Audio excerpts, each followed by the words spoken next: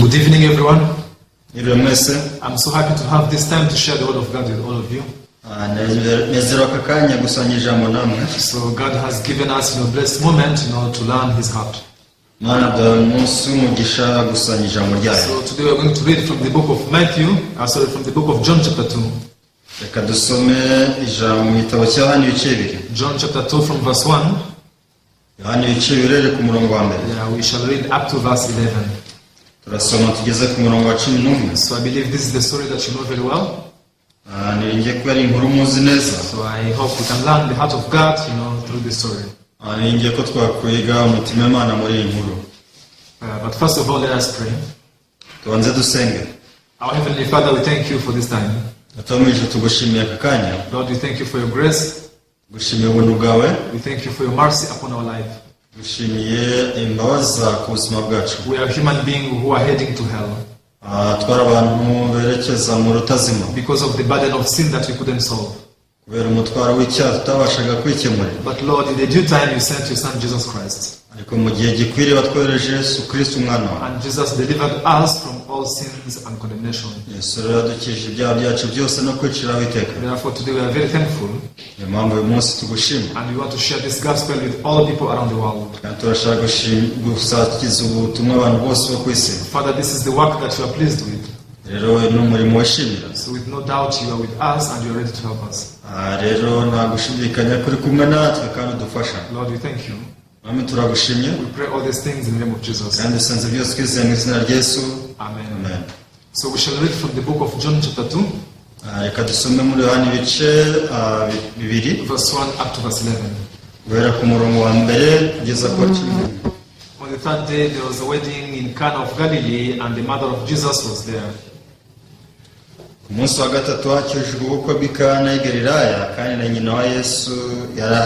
Now both Jesus and his disciples were invited to the wedding. And when they ran out of wine, the mother of Jesus said to him, they have no wine. Jesus said to her, woman, what does your concern have to do with me? My hour has not yet come.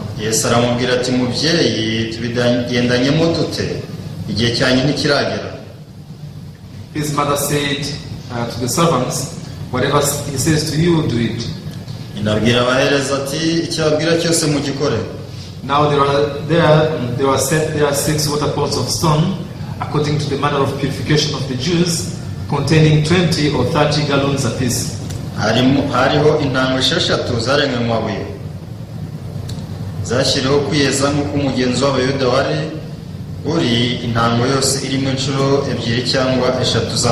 Jesus said to them, fill the water pots with water, and they filled them up to the brim.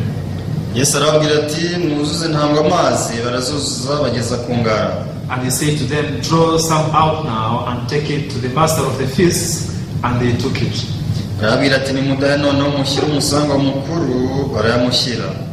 When the master of the feast had tasted the water that was made wine, and did not know where it came from, but the servants who had drawn the water knew, the master of the feast called the bridegroom.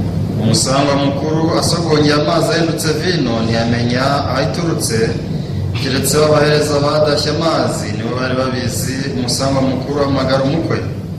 he said to him, every man at the beginning sets out the good wine, and when the guests have well drunk, then the inferior, you have kept the good wine until now.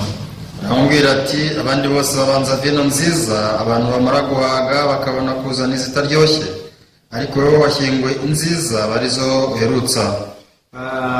this beginning of signs Jesus did in Cana of Galilee and manifested his glory, and his disciples believed in him.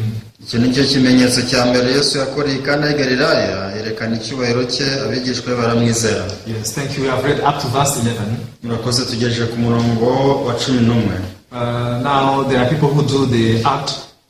And among the variety of arts, there are people who do like drawing. I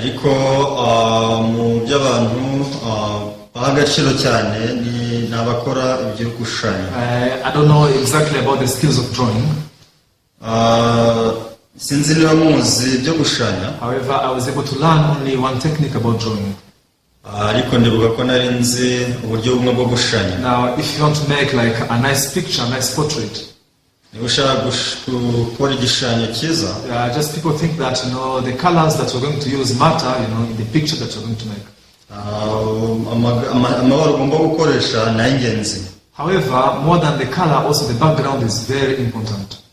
ariko kandi usibye amabara naho wenda gushushanya naho ni ingenzi. People say the reason why the rose flower is beautiful, impamvu abantu bavuga ko ururabo rw'iroza ari rwiza, not only because it has like nice colors, si uko rufite ibara ryiza, however, because the beautiful colors now they are found on a very nice background. ahubwo hamwe n'iryo bara biterwa naho nanone ruba ruri. Now that background also contributes a lot in the beauty of the picture. ahantu ruba ruri bituma byongera ubwiza bw'ifoto. Think about this. If you draw, a rose flower, let's say for example on a purple colored paper, reka tuvuge uramutse ushushanyije ururabo rw'iroza wenda ku rupapuro rw'ikigina, or let's say for example you draw, a rose flower on a red paper, cyangwa se ukarushushanya ku rupapuro rutukura. now your drawing will not be beautiful. rwose igishushanyo cyawe ntabwo kizaba cyiza. Now the background color has to be opposite to the real image. kubera ko aho ushushanya agomba kuba hatandukanye n'ibara uri gushushanya. Now a very beautiful picture is able to come out of that. icyo gihe rero bizagaragaza ishusho nziza. This is the same also with faith to believe in God. nicyo kimwe rero no kwizera Imana. Now we want to receive the works of God. turashaka kwakira imirimo y'Imana. But now the works of God can appear on a certain background. kandi imirimo y'Imana igomba kuboneka ahantu runaka. Then how is that background supposed to be? ese abantu bagomba kuba bameze ate? The Bible has clearly explained all this. bibiliya yamaze kubisobanura byose. When you read the very first book of the Bible, in the book of Genesis chapter 1, iyo dusomye igitabo cya mbere cya bibiliya cy'itangiriro mu gice cya mbere, we can see the great amazing works that God did. tubasha kubona umurimo uhambaye Imana yakoze. Now one day God said, let there be light. umunsi Imana yaravuze ngo habeho umucyo. Now by speaking these words to the earth, Imana ubwo yabwiraga iri jambo isi, now the earth was able to change. icyo gihe isi yarahindutse. Now the earth was able to bring forth even beautiful flowers and herbs. nguko ni ku isi yatangiye kumeramo uburabyo bwiza n'ibimera. However, people only focus on that.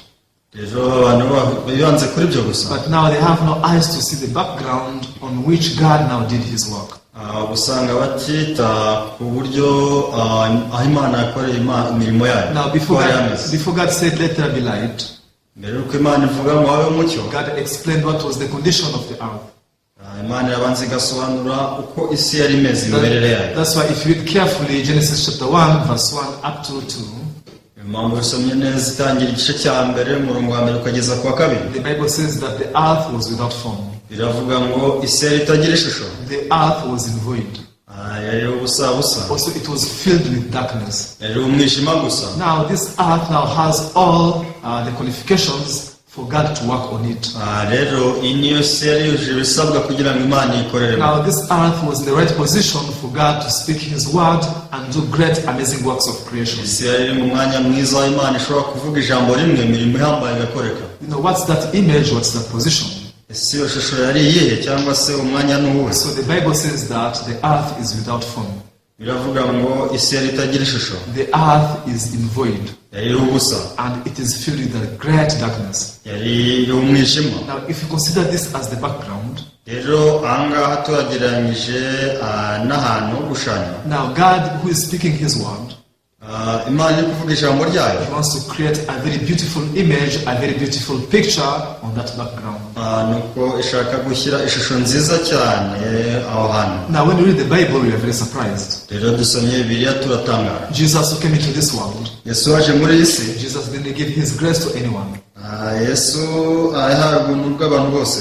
He didn't give his grace to anyone. ntabwo yahaye ubuntu bw'abantu bose. Now there are some specific people who could receive the grace of ahubwo Jesus. usanga hari abantu runaka bagaragara bakiri ubuntu bwe. Then who are they? se ni abantu bameze bate? These are the people who are prepared to receive the grace of Jesus. abantu koko bari bateguwe ngo bakire ubuntu bwa Yesu. Everyone, if you're not prepared to receive the grace of Jesus, rero utiteguye ngo wakire ubuntu bwa Yesu, although his grace is there, ubwudu bwe buraho but you cannot benefit His grace. ako none ntacyo bwakumarira. Now we can ask ourselves this question: Reka twibaze iki kibazo. who are the type of people who could receive the grace of Jesus in the Bible? Ese ni abantu bameze bate bakira ubuntu bwa Yesu muri Bibiliya? Then by knowing that, ubwo kubimenya we are also able to move into that position where someone cannot help but to receive the grace of Jesus. dushobora kwimuka tukagera aho hantu aho natwe tubasha kwakira ubuntu ubwo buntu. Now in John chapter 5, Yohana ibice 5, Jesus went at the pool of Bethesda, Yesu yagiye ku kidendezi cy'i Betesida. and so many sick people were gathered there around the pool. Abantu benshi bari bazengurutse icyo kidendezi. Surprisingly enough, now Jesus didn't go to any one of them. Ariko gitangaje Yesu ntiyageze kuri buri wese. However, there was a man who was laying down, with a disease for 38 years. Ahubwo hari umuntu Yesu yabonye aramwegera amaranye urwaye imyaka 38. Now that's the only person whom Jesus went to. Rero uwo niwe muntu Yesu yegereye. Why did Jesus choose to go to the man who lay down for 38 years? Ese kuki Yesu yahisemo kwegera umuntu wari umaranye urwaye imyaka 38 aryamye hasi? It's because his heart was like the earth in the book of Genesis chapter 1 verse 1 and 2. Burya nuko umutima wari umeze nka yasi iri mu gitabo cy'Itangiriro igice cya mbere murongo wa mbere. We can say that now he was in the condition, ready to receive the grace of Jesus. Bivuze ngo yari mu mwanya mwiza wo kwakira ubuntu bwa Yesu. Jesus loved all people equally. Yesu yakunze abantu kimwe. Jesus does not choose people according to any condition. Yesu ntabwo ahitamo abantu afite icyo agendeho. Now Jesus who is not lacking. Yesu ntacyo abura. Why didn't he save all the people who were gathered at the pool of Bethesda? Ariko se kuki atigeze akiza abantu bose bari ku kidendezi? It's because their hearts were not ready to receive his grace. Nuko imitima yabo itari yiteguye kwakira ubuntu bwe. The Bible explains this fact very clearly. Bibiliya idusobanurira iki kintu neza. When Jesus went, at the village of Zacchaeus. Yesu ubwo yajyaga mu mudugudu wa Zakayo. The Bible says that a great multitude was coming towards him. Biravuga ngo abantu benshi baje bamugana. Many people were surrounding him to the point that even Zacchaeus couldn't see Jesus. Biravuga ngo abantu baba benshi ku buryo ki Zakayo atabasha kubona Yesu. Therefore Zacchaeus chose to climb a sycamore tree. Niyo mpamvu Zakayo yahisemo kurira igiti cy'umuvumu. And do you know what the Bible says? Icyo birivuga? Now Jesus approached him and told him, biravuga ngo Yesu aramwegera amubwira, Zacchaeus, come down. Zakayo ururuka. For today I have to enter in your house. Kuko uyu munsi ndarari wawe. Today I have to dine with you. Uyu munsi ndi busangire nawe. Now I asked myself this question. Naje kubaza iki kibazo. A great multitude was surrounding Jesus. Abantu benshi bari bazengurutse Yesu. Then why did he choose to go to Zacchaeus? Ariko se ni ukubera iki Yesu yahisemo kujya kwa Zakayo? Why did Jesus visit other people? Se kuki Yesu atagiye mu ngo z'abandi bantu? There's a very important lesson God wants to teach us. Hari isomo ry'ingenzi hano Yesu ashaka kutwigisha. Everyone, our hearts needs to be in the position to receive Jesus. Rwose imitima yacu ikwiriye kuba mu mwanya aho tugomba kwakira Yesu. So who is Zacchaeus and what's his difference, from others? None se Zakayo ninde cyangwa itandukaniro rye n'abandi n'irihe? The Bible says that he was a notorious sinner. Biravuga ngo yari umunyabyaha ruharwa. For he was the chief tax collector. Kubera ko yari umukoresha w'ikoro. Now in the Israel long time ago, in the time of Jesus, mu Bisirayeli kera cyane mu gihe cya Yesu, these tax collectors were considered as very bad, evil people. ubundi abakoresha b'ikoro babarwaga nk'abantu babi cyane. They were the most sinful people. Bose bari abanyabyaha babi. For they used to take people's property kubera ko illegally. bajyaga batwara imitungo y'abantu mu buryo butemewe. Now Zacchaeus was not only a regular tax collector, but he was the chief of them. Rero Zakayo yari umukoresha w'ikoro usanzwe, ahubwo yari umukuru w'abakoresha b'ikoro. According to the eyes of the world, yarushingiye ku maso y'isi. Jesus was not supposed to go into his house. Bose Yesu ntarakwiye kwinjira mu nzu ye. How can Jesus enter in the house of the great sinner? None se ni gute Yesu yajya mu nzu y'umunyabyaha ruharwa? However, now we can see that the concept of the world is different from the concept of God. Ariko imirebere y'isi cyangwa se imisusire y'isi ijyanye n'imisusire y'Imana. According to the world, Zacchaeus is not worthy to receive Jesus. Rwose ushingiye ku by'isi, Zakayo ntiyarakwiye kwakira Yesu mu rugo rwe. What about according to God? Ariko se ku Mana? According to God, Zacchaeus was the only person who is qualified to receive Jesus. Ariko ku Mana Zakayo niwe wari uje usabwa gusa ngo akire Yesu. This is why the world of faith is different from the world that we are living in today, the visible world. niyo mpamvu isi yo kwizera itandukanye n'isi tubayemo uyu munsi. It is completely the opposite. Rwose biratandukanye. Now we should ask ourselves this question. Tugomba kubaza ikibazo tuti, why did God write all these stories like this? se kuki Imana yanditse izi nkuru muri ubu? Why did Jesus go to some specific people? Se kuki Yesu yagiye ajya ku bantu runaka? And what is the common factor of all people who receive the grace of Jesus? Ariko se ubundi abantu bakira ubuntu bwe ni iki bagiye bahuriyeho? Now if we put all of them together, ibyo byose ubyegeranije, they have one common factor, that there are people who are outcasts from the community. Usanga icyo ukuramo ari uko ari abantu bari ruvumwa muri rubanda. These were very evil people in the eyes of others. Bari abantu babi cyane mu maso y'abandi. However, in the eyes of God, ku maso y'Imana, there are the people who are ready to receive Jesus and His grace. bari abantu bari biteguye kwakira Yesu ndetse n'ubuntu bwe. Now the artist, the painter, does not just draw, however. Burya abanyabugeni bapfa gushushanya aho babonye. Now for the picture to come out very well, kugira ngo ishusho izimeze neza, now for that picture to appear very beautiful in the hearts, in the eyes of people, cya gishushanyo kugira ngo gise neza mu maso y'abantu, they do not only care about their skills of drawing or what kind of colors they are going to use for the picture. ntabwo biringira ubuhanga bafite mu gushushanya cyangwa se amabara bari bukoreshe bashushanya. It is very important to know the background that will match with that picture. ariko nanone bazirikana cyane aho bagiye gushushanya ko ari ingenzi. In the same way, the beautiful work that God does in our life. rero nicyo kimwe n'imirimo Imana ihambaye dukorera mu buzima bwacu. First of all, God wants to prepare our hearts. mbere na mbere Imana ibishaka gutegura imitima yacu. And now for this reason, God gave us the laws and commandments. kubw'iyo mpamvu Imana yaduhaye amategeko n'amabwiriza. Many people think now we're given the laws and commandments and to keep them and to become righteous and go to heaven. arabibwira ngo Imana yaduhaye amategeko ngo tuyubahirize tube abakiranutsi tujye mu ijuru. However, that's not true. ariko siko bimeze. The Bible says that the law was given so that sin can be revealed. ahubwo biravuga ngo amategeko twarahawe ngo icyaha kigaragare. Now the more we become closer to the law, rero uko dukomeza kwegera amategeko, the more we become more evil, more sinful than more clean and more good people. niko turushaho kuba abantu babi bahindanye kurusha abantu basanzwe. Is this true? nibyo. I hope you can also examine in your life. ushatse wagenzura ubuzima bwawe. Now, if you look at yourself through the laws and commandments, wirebe mu mategeko n'amabwiriza, the more you are checking, the commandments, the more you realize that you have broken them. ukomeza kwireba mu mategeko niko ukomeza gusanga wayishe. Now, why did God give us such commandments that makes us, complete sinners? akose ni kuki Imana yaduhaye amategeko atuma tubona turi abanyabyaha Now, gusa. I can see that God is guiding us to stand in the position whereby you can receive the grace of God. nta kindi ni uko Imana ishaka kudushyira mu mwanya wo tubasha kwakira ubuntu bwayo gusa. Before we met the commandment, mbere yuko duhura n'amategeko, people thought we are okay, we are good people. abantu bumvaga ko ari beza nta kibazo bafite. However, after meeting the commandment, ariko bamaze guhura n'amategeko, so they came to discover their true image. baje gutahura ishusho yawe y'ukuri. And this is what happened also in the wilderness. uko niko byanagenze mu butayu. Anyone who went to the Holy Tabernacle, ababashaga kujya mu buturo bwera bose, the Holy Tabernacle is the house of God. yari inzu y'Imana. Now the Bible says that it was covered with, white, linen. biravuga ngo bwari bukwijwe ibitambaro by'umweru. Now when you stand in front of them, uburebeye imbere rero, now and compare your image to those, very white linens, hanyuma ukigereranya n'ibyo bitambaro by'umweru, no one could dare to puff up themselves. rwose ntashobora kugira icyo yiringira. No one could dare to say that I'm a good, clean person. nta muntu washobora kwirata ngo ngewe ndi umuntu mwiza. So now God wants us to stand before Him, in that image. uko niko natwe Imana ishaka kuduhagarara imbere yayo muri iyo shusho. However, Satan, who is very cunning, ariko Satani n'umushukanyi. Satan, he leads people astray. Satani ayobya abantu. He wants people to clean themselves and stand before Jesus as clean people.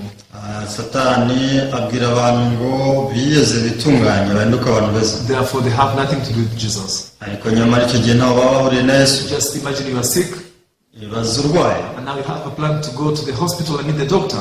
ukaba ufite gahunda yo kujya kwa muganga wewe na muganga. However, instead of going while you are still sick, aho kugenda ukirwaye, you have a plan to heal yourself and go meeting the doctor after becoming well. ugashaka kubanza kwirwanaho ngo ujye kwa muganga umeze neza. If you want to become well and be treated and meet the doctor afterwards, rero niba ushaka kubanza gukira ubundi ugahita guhora na muganga icyo gihe, I'm very sure that doctor will not have time for you. icyo gihe rwose muganga nta mwanya agufitiye. The doctor will tell you that I'm very busy, I have patients that I need to treat. muganga azakubwira ati rwose nawe uzara abarwayi bo kwitaho. Since you are a good person, rero kubera kuri muzima. Since you are well, then I can't waste my time on you. Kuri muzima nta mwanya ngufitiye. Let us read one verse in the book of Matthew chapter 9. Kadusome icyanditswe kimwe muri Matayo igice cya 9. Yes, Matthew chapter 9, you can read starting from verse 13. Turasoma umurongo verse 12 and 13. 12 na 13.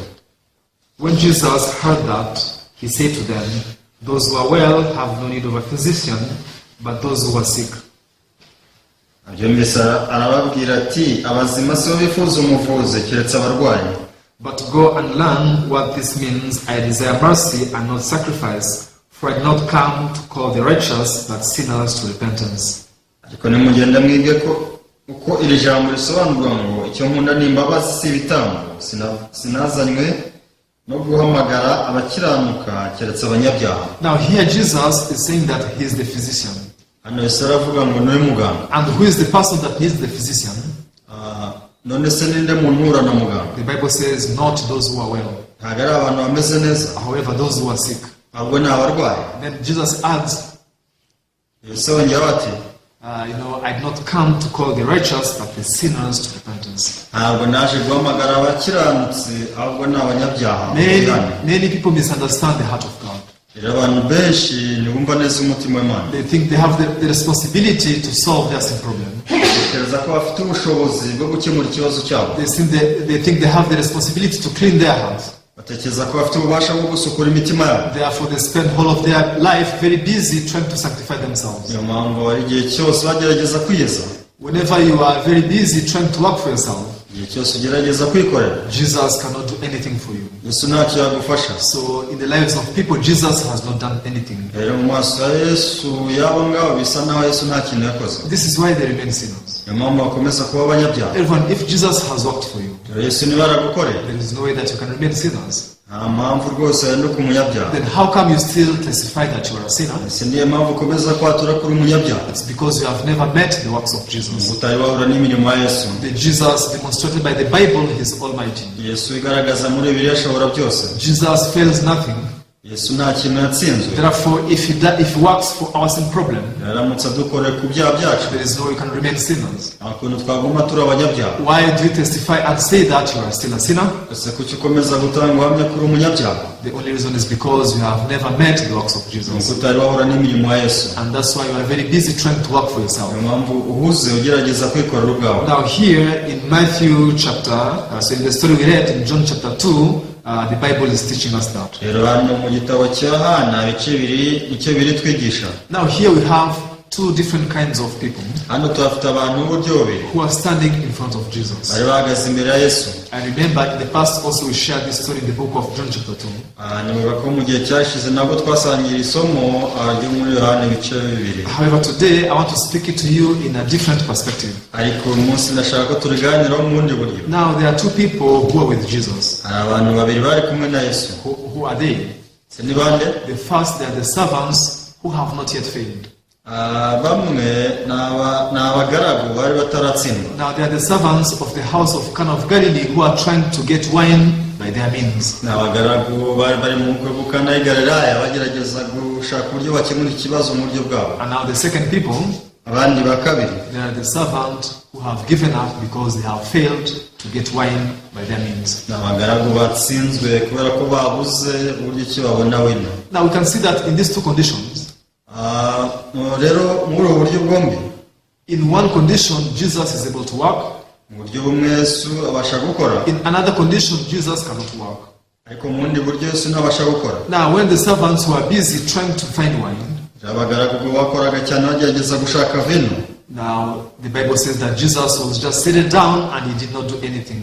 Biravuga ngo Yesu aricaye ntacyo gukora. And what did Jesus say? Ariko se ni Yesu yavuze? My hour has not yet come.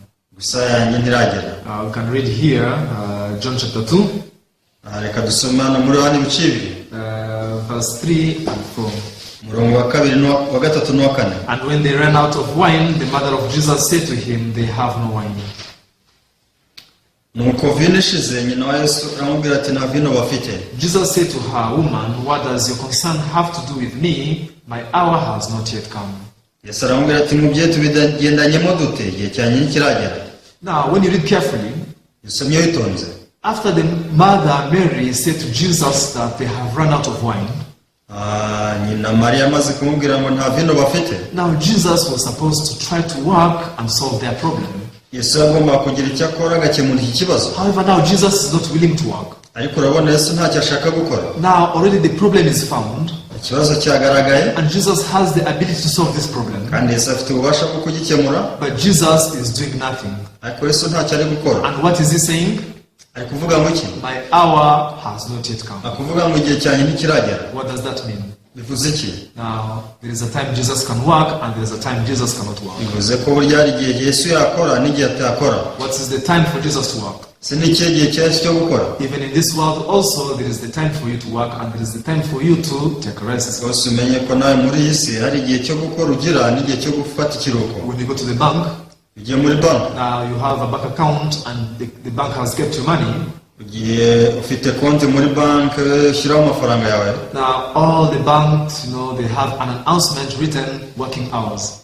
Amabanki yose afite amasaha yo gukora. Now, and most of the time in our country they say that working hours is from 8 to maybe 6 p.m.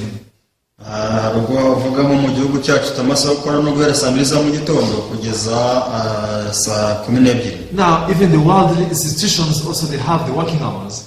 Urabona rero n'ibigo byo mu isi bifite amasaha yo gukora. When you go to the bank anytime you cannot get the service. Buri gihe cyose wajya kuri banki siko wakwakirwa. Even though they have your money, ubwo bafite amafaranga yawe, although they are keeping your money, ubwo yabitse, it's not that whenever you go there at any time they can serve you and give it to you. Bivuze ko igihe cyose uzagirayo ariko uzahabwa amafaranga. Why? Kubera iki? Because there is a rule of working hours. Nuko ari itegeko ry'amasaha y'akazi. Just like the bank cannot work at any time, nuko banki itakora amasaha yose. in the same way also Jesus does not work at any time, however. Niko Yesu nadashobora gukora igihe icyo ari cyo cyose. So Jesus says, my hour has not yet come. Yesu aravuga ngo igihe cyanjye ntikiragera. So what is the working hour of Jesus? Ese nahe masaha ya Yesu yo gukora? Well, it's not a specific time, si igihe runaka kigenwe. but now that hour is when the ways of man have come to an end. Ahubwo Yesu atangira gukora mu gihe amasaha yo gukora umuntu yarangiye. Remember, Jesus was in the house of the wedding. Urabona Yesu yari ari mu nzu yakirijwemo ubukwe. Jesus could see everything that is going around. Yesu rwose abasha kubona ibintu byose biri kuba. Now Jesus, he could clearly see that now these people, their ways have not yet come to an end. Ariko Yesu abashije kubona ko isaha itaragera, bivuze ngo amasaha y'abantu yo gukora ntararangira. No, Jesus could clearly see that, their works have not yet come to an end. Yesu abasha kubona ko imirimo yabo itaragera ku iherezo. Now they are still struggling. Bari bagihatana. They are still trying to solve this problem on their own. Bari bakigerageza gukemura ikibazo ku bwabo. And because of that, Jesus made this statement. Kubera iyo mpamvu rero Yesu yavuze ati, woman, what do I have to do with you? Se umugore tugendanye. Now I cannot work anything.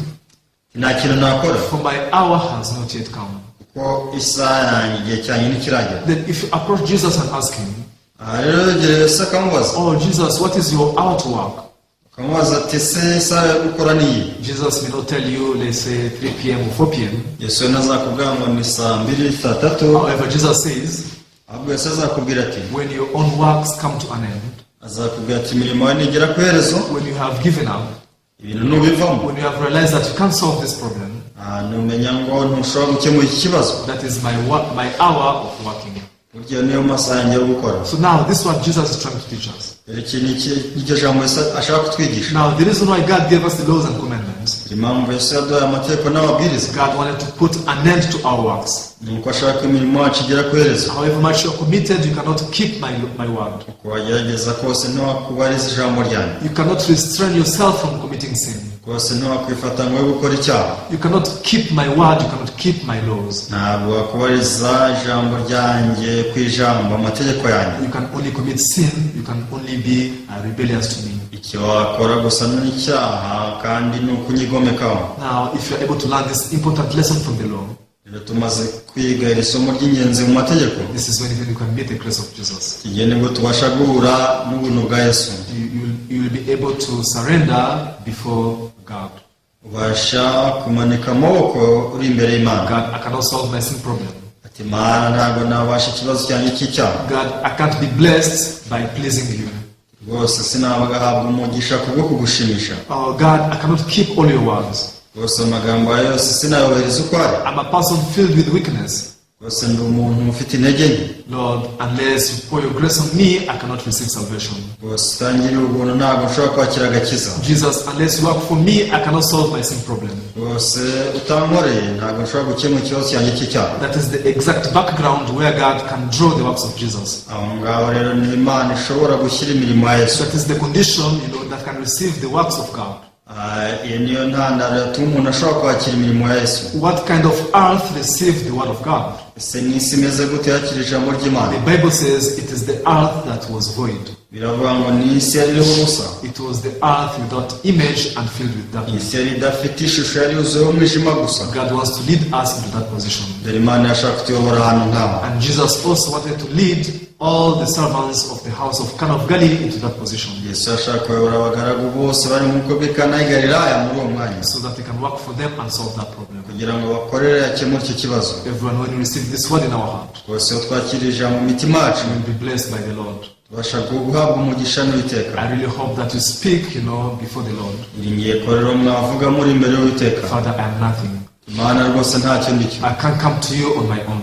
Rwose sinaza aho uri ku bwanyu. I can't receive the blessings from what I do. Ntabwo rwose nakwakira imigisha mu byo nakoze. Lord, I need you to work for me. Rwose ngiye nkeneye kunkorera. Then God will reveal to you the perfect works accomplished by Jesus. Imana izaguhishurira imirimo itunganye Yesu yadukoreye. Yeah, so tonight we will share up to here.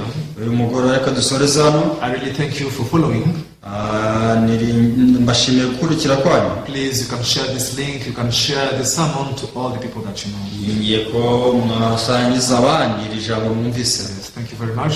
Murakoze cyane. I'll speak up to here, let us pray. Dusoreze hano reka dusenge. Dear our Heavenly Father, we thank you for this evening. Data wo mwijuru tugushimiye umugoroba. Father, we thank you for having revealed this precious gospel unto us. Tugushimiye ko watumye dutarura ubutumwa bwiza bw'igiciro. For a long time we lived in darkness. Imyaka myinshi twabayeho mu mwijima. Lord, because we didn't know the gospel, we were trying to solve our sin problem on our own. Tutatuzi ubutumwa bwiza, twagerageza gukemura icyaha ku bwacu. But Lord, we could only fail in our life. Ariko twabasha gutsindwa gusa mu buzima bwacu. However, we thank you that through the works of Jesus, Ariko mwami turagushimye kubera ko binyuze mu mirimo ya Yesu Kristo. you worked for us and you made us righteous and holy. Waradukoreye uduhindura abakiranutsi abera. I believe you will give us a strong heart Iringiye kuzaduha umutima ukomeye to overcome even all troubles and problems that we face in our life. kugira ngo tubashe kurenga ibibazo byose n'ingorane duhura nazo mu buzima. Father, we thank you. Data turagushimye. We pray all these things in the name of Jesus. Kandi dusenze byose twizeye mu izina rya Yesu. Amen. Amen. Yeah, thank you very much. Murakoze. I hope to see you next time. Iringiye kongera kubona ubutaha.